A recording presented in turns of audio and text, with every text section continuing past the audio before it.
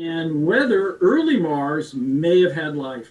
So where are you targeting on Mars for this? We're going to a crater called Jezero Crater, but it's really right at the ancient shoreline of Mars. And so there's a river, an ancient river, bringing material from large regions on Mars into this crater and depositing a delta and then flowing over the crater wall into the ancient ocean. Wait, Jim, Wow. there's no water on Mars now. So what are Not you at the talking about? moment, but in the past, In the past. now it turns out Mars does have an enormous amount of water. It's just locked underneath the surface and in the northern polar cap.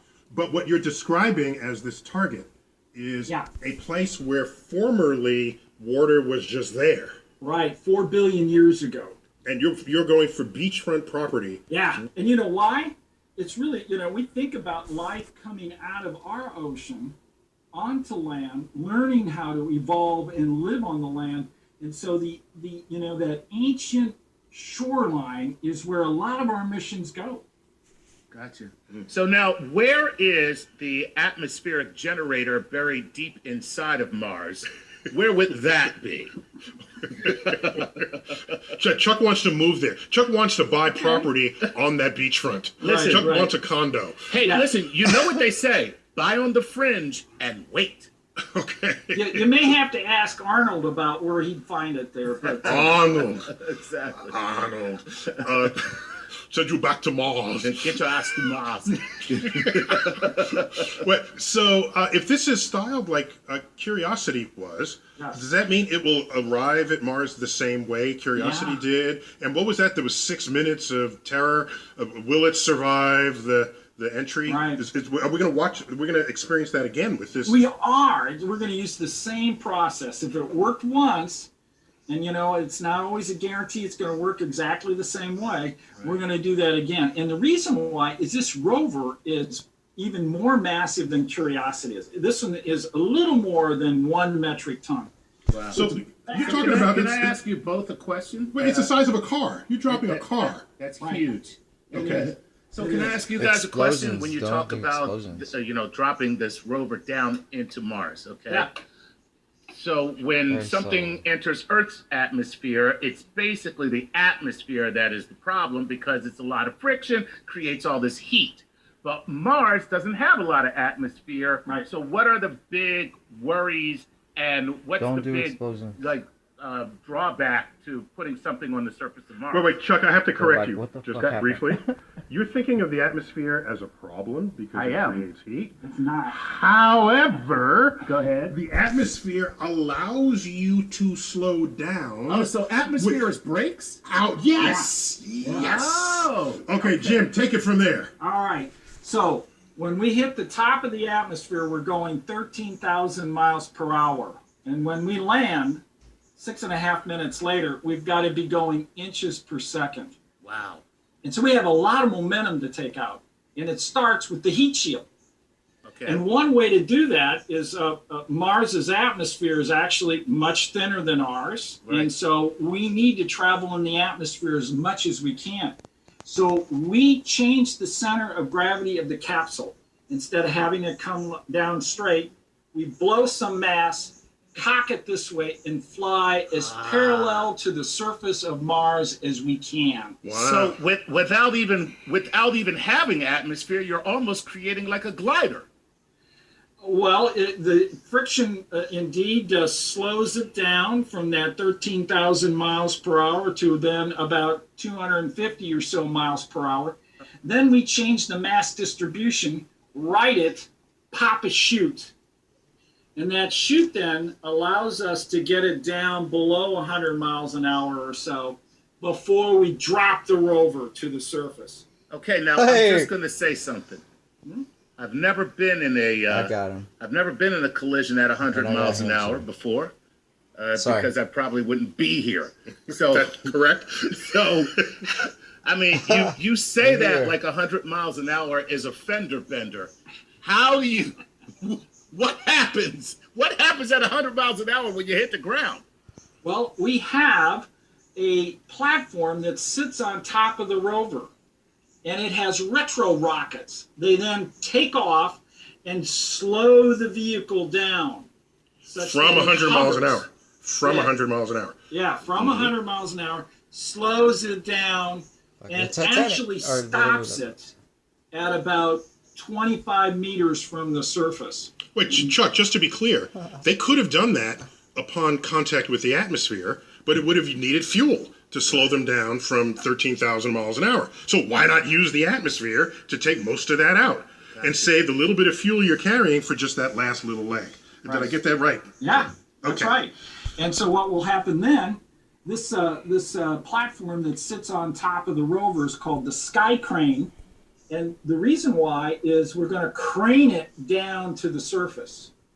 So as we start the craning, then the fact that we've sort of folded up the rover inside and tucked it into the capsule allows it for the wheels to come out and lock and everything get ready for then the rover to sit down on the surface at inches per second. So you've got a joist that's unrolling for this thing to descend. Yeah. That's Yeah. crazy. No, it's not. It makes fantastic sense when you think about But it. there's a lot of things. It's like a Rube Goldberg thing. First, you do the hokey pokey, you move the center of mass, you put out the drogue chute, you have the retro rockets, you pop the tires, and I'm thinking, aren't those many points of lot of failure? steps. Oh, yeah, that's right. And we have to test each and every one of them, and then we try to figure out how to test them in between. But because Curiosity landed using that same approach, we have great confidence that we can repeat that, okay? So we'll use the same procedures. What are these And so- images I've seen of something that looks like it's got like drone propellers or something? What is that? So in addition to the rover, that looks like Curiosity, this huge rover, this little model of it, underneath the belly pan sits what we Angels. call a technology demonstration Mischievous. mission. And it turns out to be a helicopter. And it's a counter-rotating set of wings, that then Rotor rotate. blades. Rotor blades. Blades that rotate more than 3,000 RPM and then takes off. But Now, how we do dimensionally- that is we first drop it, then we get out of the way, and then we send the command, We're take right off. on cue. That's super cool. And then, is it going anywhere? Is this dude going to take Well- pictures? Is it? Yeah, because it's a test. We've never flown water. anything in an atmosphere besides the Earth. So this is the first flight of an object. And you in need those another high atmosphere. RPMs because of the thin atmosphere. Right, that's right. you get And to it's get the only lift. 4 pounds. So it's only lifting a little box, about 4 pounds. And so it's going to go through several tests. So the first test is pick up, go I'm a gonna do couple 10 meters minutes. up, and then come down. That'll be successful. Then we'll charge up the batteries, and the next day we'll do another Okay. test. That test will They're be really worried go about this up, rover. translate, and then sit down. Translate, it's code for move sideways. Sideways. Move yeah. sideways. Okay. Yes, okay, sorry. Right. I thought it was just going to start to learn Martian, Translated to Martian. Translate. Hello. Wait, We come in peace. So Jim, this mission is didn't say you speak of it as though you're just having a conversation with the rover, but there's the time delay of your signal. It's Right. like what, 20 minutes, 10, 20 minutes or something? Well, on point for on me. Mars, its orbit, based on where Earth is, it can be anywhere from 4 minutes to 22 minutes. Okay, so you can't just say watch out for the cliff Right.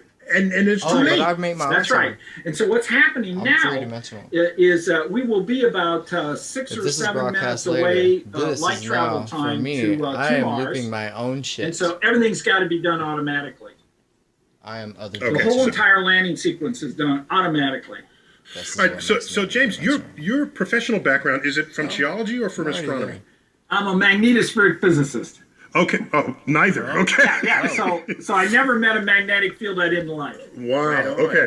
So, so tell me what experiments are on this mission, and then we got to sort of wrap it up after that. All right. So, what in ranking in your favorite order of what this thing is going to do? Ooh.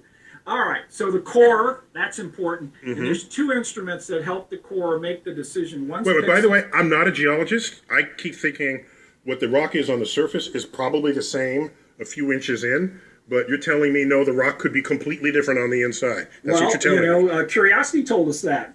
So when the red Mars is there, and when we took and dug just below the surface, we saw gray Mars. Oh, because it's not Entirely oxidized. different planet. It's not oxidized. Oh, It's okay. a different planet. Okay. Oh, In because a Mars is red different from the era. iron oxides. Okay, got it. Right. So indeed, finding the right spot to core is important. And so the context instruments are Sherlock and Pixel. Those are on the arm. And they're going to do imaging, and they're going to help us decide here's where we're going to go. In addition to that, we have another instrument called RIMFAX. It's from Norway, and it sits underneath the belly pan next to where the copter would be after we drop it. And it is a ground penetrating radar. It gives us stratigraphy. It gives us an idea, hey, this might be a good place to drill. That's important. And then we have, right on the mast, right here at the top, a fabulous instrument called SuperCam, and it is designed to send out a laser, evaporate the rock, get a spectrum, and That's help very- us a lot understand of work. the composition of the rocks in front of us, and then guide us to where we want to go. That's Chuck, if Martians are there on the surface and they see this with laser beams coming out of it, Right. they're going to think we declaring war. Exactly. We no longer come in peace. That's sort of does. We no longer come in peace. We come here to vaporize you. Exactly. Okay. They may think we're just heating up the place so they can, barbecue out, but that might be a different story. No, that's bullshit. Another instrument is Mastcam. All right, and this one, It's not good. has a fabulous set of Not a cameras joke. that sit below SuperCam, and they are at about the height of my eyes, which since I'm 6'4", at about 6 feet. So the stereo imaging we get